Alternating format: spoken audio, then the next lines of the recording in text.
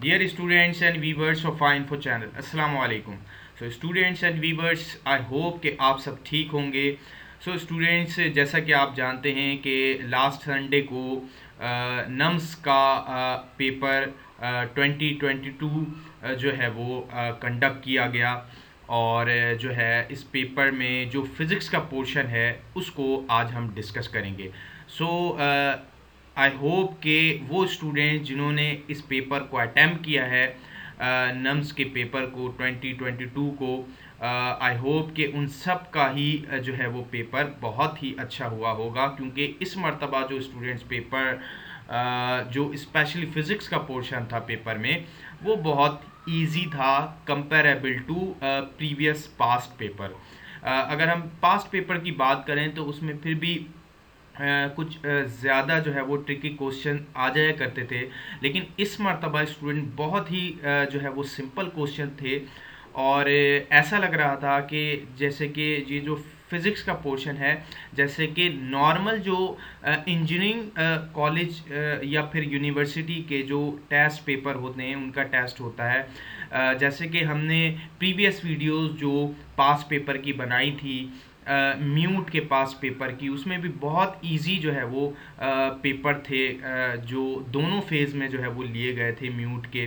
बिल्कुल उसी तरह के जो है वो क्वेश्चन जो है ये नम्स के भी जो है वो पेपर में आए हैं. तो बहुत जो है वो सिंपल क्वेश्चन थे, कोई ज़्यादा जो है वो कॉम्प्लेक्स क्वेश्चन नहीं थे, और सिवाय कुछ जो है वो क्वेश्चन के, और जो है वो ज़्यादातर मोस्टली क्वेश्चन जो है वो इजी थे. तो आई होप कि आप सब ने जो है वो बहुत अच्छे से जो है वो पेपर अटैम्प्ट किया होगा.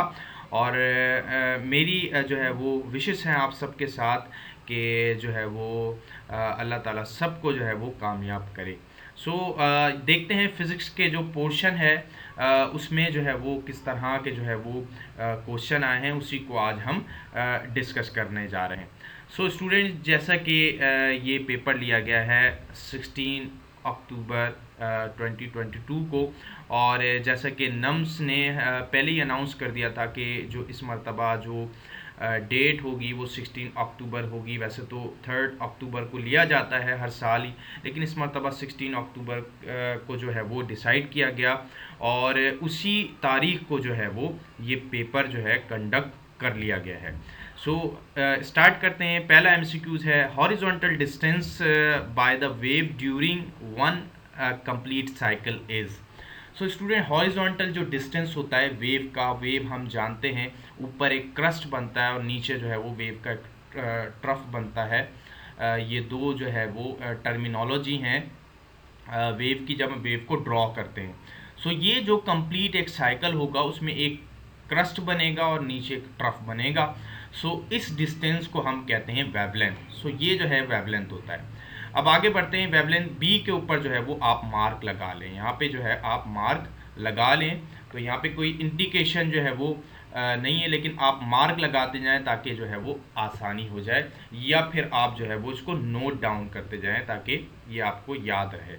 अब सेकंड बढ़ते हैं. If the period of oscillation of mass m suspended from spring is 1 second, then the period of 16 m will B.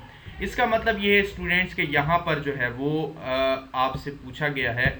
सो यहाँ पे जो है स्टूडेंट टाइम पीरियड के बारे में पूछा गया है, और मास जो है वो 16 टाइम इंक्रीज यहाँ पे हुआ है.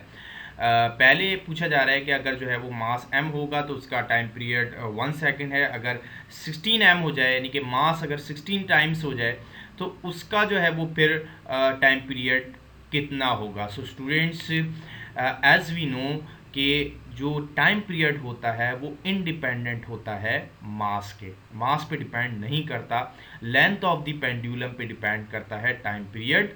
सो लिहाजा हम यहाँ पे जो है वो वन ऑप्शन ए जो है उसी के ऊपर जो है वो मार्क करेंगे, यानी कि 1 सेकेंड. तो जो है वो m का जो है वो टाइम पीरियड है, मास का जो टाइम पीरियड होगा वही जो है वो जो 16 टाइम अगर जो है वो इंक्रीज़ कर दिया जाए, उसका भी टाइम पीरियड 1 सेकेंड ही है, क्योंकि time period is independent of mass. अब आगे बढ़ते हैं. Loudness of sound is directly related to so student loudness जो है इसका रिलेशन बनता है इंटेंसिटी के साथ, और इसका जो है वो पूरी हम डेरिवेशन करते हैं इसकी लॉगरिथम का मेथड लगा के, फार्मूला लगा के जो है इसकी पूरी कंप्लीट डेरिवेशन करते हैं।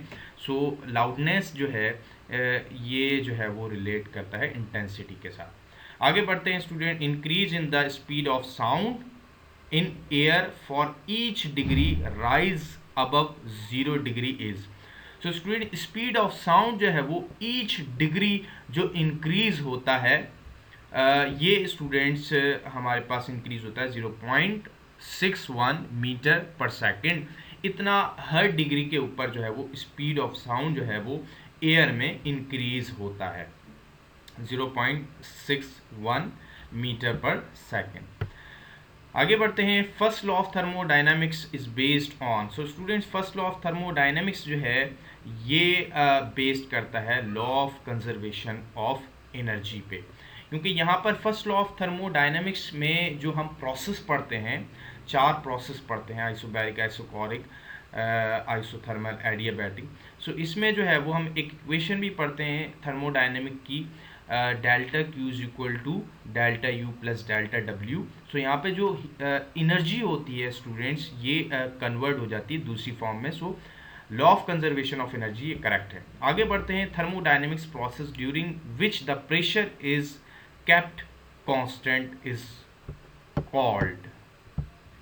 सो इसमें स्टूडेंट्स यहाँ पर आइसोबैरिक वो हमारे पास प्रोसेस होता है जिसमें जो प्रेशर है वो कांस्टेंट रहता है। सो आइसोबैरिक प्रोसेस में जो है वो प्रेशर कांस्टेंट रहेगा। प्रेशर कांस्टेंट रहने की वजह से जो सिस्टम है वो स्टूडेंट्स हमारे पास एक्सपेंड होगा, यानी कि जो हमारे पास सिस्टम होता है वो एक्सपेंड कर जाएगा, वर्क डन होगा, उसका वॉल्यूम चेंज होगा। सो जो है यहाँ पर ऑप्शन ए करेक्ट है। अब आगे बढ़ते हैं। Energy stored in capacitor is given by. So students जो कैपेसिटर में एनर्जी स्टोर होती है ये इसका अगर हम फार्मूला ड्राइव करते हैं, सो इसका फार्मूला होता है E is equal to 1/2 CV²। So C यहाँ पे कैपेसिटेंस है, जो कैपेबिलिटी होती है कैपेसिटर में एनर्जी को स्टोर करने की और चार्ज एनर्जी स्टोर करने की, और यहाँ पर जो है V हमारे पास इलेक्ट्रिक पोटेंशियल है। सो ऑप्शन ए जो है यहाँ पे करेक्ट है, ये जो है इसके ऊपर मार्क लगाएं। अब स्टूडेंट्स आगे बढ़ते हैं। The electric field intensity is.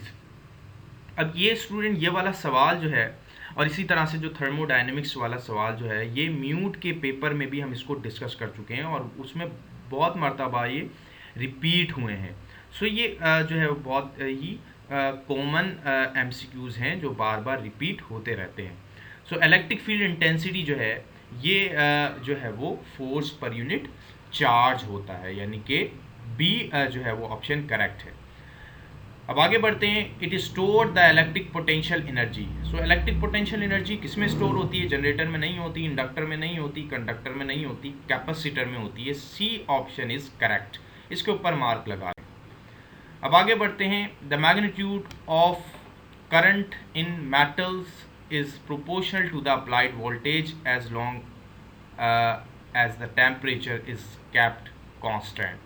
so students ये तो सिंपल स्टेटमेंट है ओम्स लॉ का। जैसा कि आप जानते हैं कि हम ओम्स लॉ में पढ़ते हैं कि current is proportional to applied voltage. जितना अप्लाइड वोल्टेज हम इंक्रीज करेंगे करंट भी बढ़ता जाएगा, लेकिन यहाँ पे कंडीशन होती है, कुछ फिजिकल कंडीशन वो अप्लाई होती है, जैसे कि यहाँ पे टेम्परेचर कांस्टेंट होगा, प्रेशर वॉटएवर, ये जो है फिजिकल कंडीशन अप्लाई होती है वो कांस्टेंट रहेगी। तो यहाँ पर जो है ये ओम्स लॉ का स्टेटमेंट है, ऑप्शन सी करेक्ट है। अब the resistance of pure metal increases with. So students जो रेजिस्टेंस है प्योर मेटल का वो टेम्परेचर के साथ साथ इंक्रीज होता है। ऑप्शन ए जो है इसका करेक्ट है। अब आगे बढ़ते हैं। The magnetic field inside the current carrying wires varies. So students जो मैग्नेटिक फील्ड है ये 2 तरह से वेरी होती है। जैसे कि हम जो है वो इलेक्ट्रोमैग्नेटिज्म में पढ़ते हैं,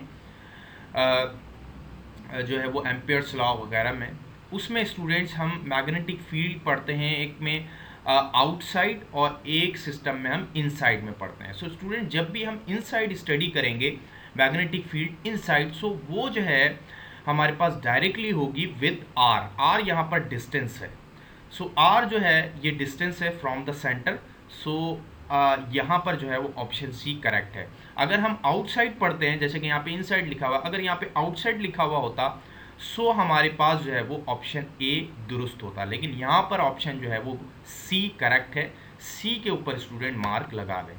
the magnetic flux is maximum when the angle between the magnetic field and vector area is 0 degree. So student magnetic flux तो हमें पता है बी डॉट डेल्टा ए और कॉस थीटा इसके साथ रेशियो आता है। सो कॉस 0 जो है 1 के बराबर होगा, तो फ्लक्स मैक्सिमम मिल जाएगा।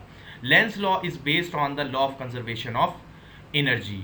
ये तो बहुत आसान है। लेंस लॉ हमें बेसिकली जो डायरेक्शन होती है करंट की उसके बारे में बता रहा होता है। लेंस लॉ का स्टेटमेंट को हम अगर देखें तो उसमें ये होता है कि जब ईएमएफ जनरेट होता है तो जिस जो है वो कॉस की वजह से जो है वो ईएमएफ जनरेट होता है, वही जो है वो उसको अपोज कर रहा होता है, वही उसके कॉस को जो है वो ईएमएफ जो है वो उसको अपोज कर रहा होता है, जिसकी वजह से जो है वो ईएमएफ जनरेट हुआ है। सो इस पर फिर हम डायरेक्शन ऑफ करंट को भी स्टडी करते हैं। सो इसका ताल्लुक जो है वो एनर्जी से है। ऑप्शन बी जो है हमारे पास करेक्ट है। Fleming's right hand rule the thumb indicates. Thumb जो है स्टूडेंट्स, जैसा कि हम जानते हैं कि फ्लेमिंग्स जो है वो राइट हैंड रूल में फर्स्ट फिंगर हम पढ़ते हैं मैग्नेटिक फील्ड और सेकंड फिंगर हम करंट को स्टडी कर रहे होते हैं। उसमें जब हम फ्लेमिंग्स राइट हैंड रूल पढ़ते हैं और जो थंब होता है वो फोर्स को इंडिकेट कर रहा होता है।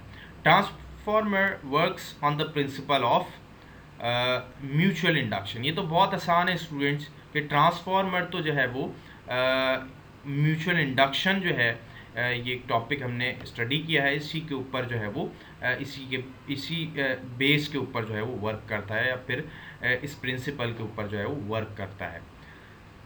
इसी तरह से आगे बढ़ते हैं। A device that converts AC into DC is called.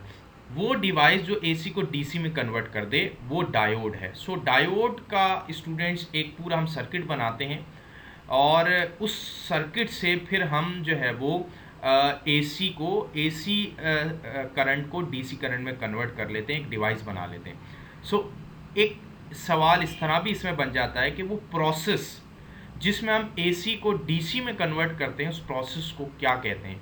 So student उसको हम कहते हैं रेक्टिफिकेशन। रेक्टिफिकेशन एक ऐसा प्रोसेस है जिसमें हम एसी को डीसी में कन्वर्ट करते हैं। तो चूंकि यहाँ पे डिवाइस का पूछा गया पर्टिकुलर, सो डिवाइस में हमारे पास डायोड ही आएगा। अब स्टूडेंट आगे बढ़ते हैं। The range of projectile is maximum at the angle of 45। सो 45 पे स्टूडेंट मैक्सिमम रेंज होती है। आगे बढ़ते हैं। A radio 32 gram radio active material is 32 ग्राम। यहाँ पे स्टूडेंट रेडियो एक्टिव एलिमेंट है और ये 32 ग्राम है। 32 ग्राम है एलिमेंट्स डीके एंड रिमेन 2 ग्राम। अब जो है ये रह जाता है 2 ग्राम। जैसे कि हम जानते हैं रेडियो एक्टिव जो एलिमेंट हैं ये डीके होते हैं। अब डीके होने के बाद जाहिर है इनका मास भी जो है वो डिक्रीज होता रहता है। अब आफ्टर 60 डेज के बाद जो है वो what is the half life of radio active element. Radio active element का हाफ लाइफ यहाँ पे पूछा गया है। सो स्टूडेंट हाफ लाइफ के जो है वो हम फार्मूला बनाते हैं। Half life is equal to time taken divided by number of half life. ये हम हाफ लाइफ का जो है वो नॉर्मल फार्मूला बनाते हैं। तो यहाँ पर स्टूडेंट्स अगर हम टाइम टेकन देखें कि रेडियो एक्टिव एलिमेंट को कितना टाइम लगा है डीके होने में, जितना वो उसका जो सैंपल है उसके एलिमेंट का वो कम हो गया हो, तो यहाँ पे 60 डेज जो है ये हमारे पास टाइम टेकन है, या टाइम ड्यूरेशन भी आप इसको कह सकते हैं। सो ये तो हमें टाइम मिल गया। अब हमें नंबर ऑफ़ हाफ लाइफ चाहिए। नंबर ऑफ़ हाफ लाइफ कितने होंगे तो हम उसको इस 60 को से डिवाइड कर देंगे। सो हम जानते हैं कि नंबर ऑफ़ हाफ लाइफ को निकालने के लिए हम ये जो हमारे पास सैंपल है रेडियो एक्टिव एलिमेंट का, इसको हम हाफ करते जाएं और जितने मरतबा ये हाफ बनेगा 2 तक, वो हमारे पास नंबर ऑफ़ हाफ लाइफ हो जाएगा। तो 32 को हम हाफ करते हैं तो ये बनता है 16, फिर उसके बाद 8, फिर उसके बाद 4, फिर उसके बाद 2। सो ये अगर आप इसकी सीरीज़ बना लें सीक्वेंस बनाकर और फिर आप देखें तो ये तकरीबन 4 यानी कि 4 नंबर ऑफ़ हाफ लाइफ बनता है। सो हम 60 को जो है वो 4 से डिवाइड करेंगे तो हमारे पास 15 आंसर आएगा। सो स्टूडेंट डी ऑप्शन इसका करेक्ट है, 15 डेज जो है ये हाफ लाइफ है। Which of the following is not true. So यहाँ पर जो है हमें बताना है कौन सा ट्रू नहीं है। सो पहला है action and reaction have the same nature. Same nature, ये स्टूडेंट्स एक्शन और रिएक्शन की सेम नेचर नहीं हो सकती। आगे बढ़ते हैं, action and reaction never act on the same body, ये ठीक है क्योंकि एक्शन और रिएक्शन कभी भी एक बॉडी पे अप्लाई नहीं होते। सी है action and reaction have same line of action, ये भी हमें पता है, ये भी करेक्ट है कि एक्शन और रिएक्शन जो है वो ये सेम लाइन ऑफ एक्शन पे ही होते हैं, इनका लाइन ऑफ एक्शन सेम होता है। Action and reaction cancel each other, एक दूसरे को कैंसिल भी करते हैं क्योंकि अपोजिट होते हैं एक दूसरे के। एक्शन फोर्स और रिएक्शन फोर्स ये अपोजिट फोर्सेस हैं। सो इसका ऑप्शन ए करेक्ट है, ये ट्रू नहीं है। Action and reaction have the same nature. आगे बढ़ते हैं, two balls are moving at 100 kilometer per hour and 80 kilometer per hour respectively across each other while moving in opposite direction. The velocity of one bus relative to other bus is. So यहाँ पर students ये buses हैं, to buses जो है वो move कर रही हैं और एक की जो स्पीड है वो 100 किलोमीटर पर आवर, सेकंड की जो है वो 80 किलोमीटर पर आवर, और स्टूडेंट्स ये मूव कर रही हैं अपोजिट डायरेक्शन में बसेस। और यहाँ पे हमने रिलेटिव वेलोसिटी निकालनी है। वेलोसिटी ऑफ बस जो है वो एक की velocity with respect to other, so ये रिलेटिव वेलोसिटी होती है। रिलेटिव वेलोसिटी के ऊपर स्टूडेंट हम पूरा एक वीडियो जो है वो MCQs का बना चुके हैं, उसमें हम जो है वो 2-3 MCQs जो है वो डिफरेंट जो है वो एस्पेक्ट में आपको बता चुके हैं और डिफरेंट MCQs हम रिलेटिव वेलोसिटी के डिस्कस कर चुके हैं, क्योंकि ये भी जो है वो MD-CAT और नम्स के एतबार से बहुत इम्पॉर्टेंट जो है वो MCQs हैं, क्योंकि पास्ट पेपर में भी कई मरतबा जो है वो रिलेटिव वेलोसिटी के MCQs आए हैं। MD-CAT में भी इसी तरह से काफ़ी मरतबा रिपीट हुए हैं। सो याद रखें, जब भी रिलेटिव वेलोसिटी कैलकुलेट करेंगे तो बॉडी अगर या गाड़ी जो है वो अपोजिट डायरेक्शन में ट्रैवल कर रही होंगी, अब यहाँ पर बसेस जो है वो अपोजिट डायरेक्शन में ट्रैवल कर रही हैं, तो दोनों जो वेलोसिटी होगी उसको हम सम कर लेंगे, उसको प्लस कर लेंगे। सो यहाँ पर हम प्लस करते हैं तो हमारे पास जवाब आता है 180 किलोमीटर पर आवर। सो यहाँ पर जो वेलोसिटी ऑफ वन बस होगी relative to other bus is 180 kilometre per hour. और इसी तरह से स्टूडेंट्स, अगर हम जो है वो रिलेटिव वेलोसिटी कैलकुलेट करें जब भी जो है वो बॉडी सेम डायरेक्शन में ट्रैवल कर रही हों, सो उसमें हम एक जो बॉडी होगी उसकी वेलोसिटी सेकंड बॉडी की वेलोसिटी से जो है वो माइनस कर देंगे। सो वहाँ पर हम डिफरेंस लेंगे जब दोनों की डायरेक्शन सेम होगी। सो वहाँ पर डिफरेंस से हम उसकी रिलेटिव वेलोसिटी निकालेंगे, यहाँ पर हम ऐड करके यानी कि सम करके जो है वो रिलेटिव वेलोसिटी निकालेंगे। अब आगे बढ़ते हैं, विच of the following pairs have the same range for a projectile. So students, यहाँ पर हमने रेंज के लिए एक पेयर बताना है कि जिसमें हमें सेम रेंज मिले, जो हॉरिजॉन्टल रेंज होती है वो सेम मिल जाए दो एंगल के ऊपर। सो इसका जो है हमारे पास मेथड बहुत इजी है कि जो दो एंगल हों जिस पर हमें सेम हॉरिजॉन्टल रेंज मिले, उन एंगल को अगर प्लस करके वो 90 का बनता है, अगर वो 90 का बन जाए हमारे पास, सो वो एंगल स्टूडेंट्स हमारे पास वो दो एंगल वो ये इस चीज़ को रिप्रेजेंट करेंगे कि उनकी जो रेंज होगी हॉरिजॉन्टल रेंज वो सेम होगी। सो यहाँ पर अगर हम देखें तो ऑप्शन डी में 75 और 15 डिग्री इन दोनों को हम ऐड करते हैं तो 90 डिग्री हमारे पास जो है वो इसका सम आता है। इसका मतलब ये जो है वो करेक्ट ऑप्शन है। 75 एंड 15 डिग्री पे हमें जो हॉरिजॉन्टल रेंज मिलती है वो सेम मिलती है। अब आगे बढ़ते हैं, the angle of projection of projectile motion for which its maximum height and horizontal range are. So students, वो एंगल बताना है जिसपे हमें जो हाइट है मैक्सिमम हाइट और हॉरिजॉन्टल रेंज जो है वो सेम मिल जाए। सो स्टूडेंट वो है हमारे पास 76 degree. So option D correct है। सो अब आगे बढ़ते हैं। The explosion of explosive material is application of.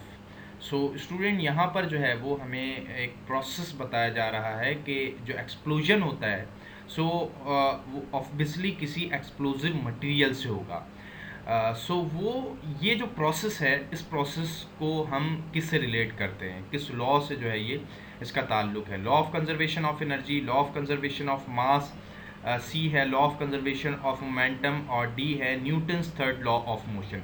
So student यहाँ पर जो है वो कंजर्वेशन लॉ अप्लाई फ़िलहाल नहीं होगा, क्योंकि यहाँ पर जो है सिनेरियो थोड़ा सा चेंज है, क्योंकि एक्सप्लोजिव मटेरियल भी यहाँ पे शामिल है और एक्सप्लोजन भी शामिल है।